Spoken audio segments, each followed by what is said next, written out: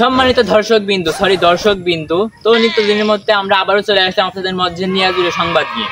তো সকলকে প্রথমেই জানাই অশ্লীল টিভির পক্ষ থেকে সালাম ও শুভেচ্ছা, আসসালামু আলাইকুম।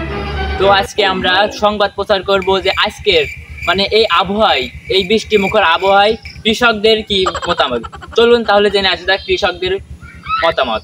চলুন সবাই। হ্যালো দর্শক বিন্দু, তো আমরা বৃষ্টির পরে অবস্থান করলাম মাঠে। এখন আমরা কৃষকদের মতামত জানবো।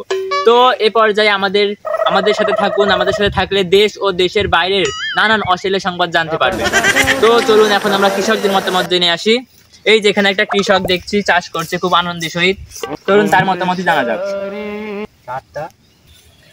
আসসালামু আলাইকুম চাচা। ওয়ালাইকুম আসসালাম। এই বৃষ্টি মুখর পরিবেশে আপনার মতামত একটু জানতে চাচ্ছে দর্শক বিন্দুরা। আগো তোমাদের কি কোনো কাজ কাম নেই? ও ছেলে তাদের গাড়ি মেরে বেড়াচ্ছ। আমাদের বাড়িও তো বউ ছেলে পেলে নেই। চাচা আমাদের বাড়ি বউ ছেলে পেলে নেই, তবে মনি আর মনির মা আছে। সরি ভাই। তো এই যে এখন এই যে বৃষ্টি পড়া আবার শুরু হয়ে গেছে। বাংলাদেশের আবহাওয়া তো কোনো সময় ঠিক থাকে না। তো আপনি এখন কি ভাবছেন, মানে কি করবেন এখন? এখন যে কি করি আমি ভাবছি যে মন্টু চার দোকানে যে বসা যায় কি, আবার বাড়ি গেলে আবার সবদুলি মা খাইতে এনে দেবেন দাম। সবদুলি মা অনেক ভয় পান মনে হচ্ছে। তো দর্শক বিন্দু, এই যে আমরা ইতিমধ্যে ফেললাম একজনের কাছে। তো আমরা এখন চলে যাবো আরেক কৃষক ভাইয়ের কাছে তার বর্তমান মনোভাব জানতে। এখন অনেক বৃষ্টি হচ্ছে, তো বাংলাদেশে আবহাওয়ার কথা তো কোনো সময় বলা যায় না। তো চলুন আরেক কৃষকের কাছে আমরা জেনে আসি তার বর্তমান মনোভাব। তো নিয়াজের কাদের গান মানতে আমরা আবারও চলে আসলাম আরেকজনের ইন্টারভিউ নিতে। চলুন তার ইন্টারভিউ নেওয়া যায়। ওই দোকানে একজন যুবককে দেখা যাচ্ছে, চলুন তার ইন্টারভিউ আগে নিয়ে যাও। আসসালামু আলাইকুম। ওয়ালাইকুম আসসালাম। তো আপনি অল্প বয়সে রোদ্রের মধ্যে মাঠে কি করেন?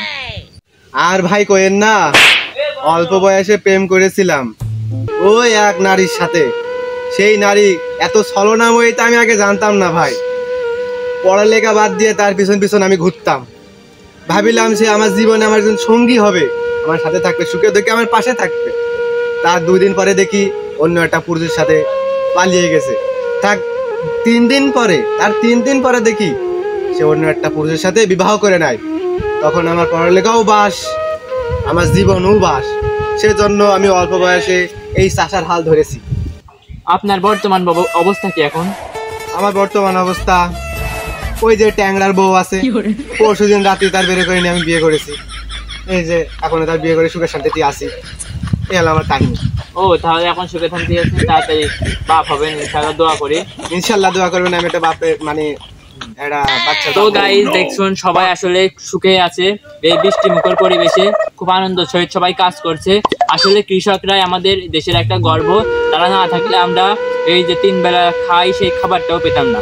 তো দর্শক বিন্দু সবসময় আমাদের পাশে থাকবেন, এবং আমাদের পাশে থাকলে আপনারা দেশ বিদেশের অশ্লীল সংবাদগুলো সবার আগে পৌঁছে যাবে আপনাদের মঞ্চে।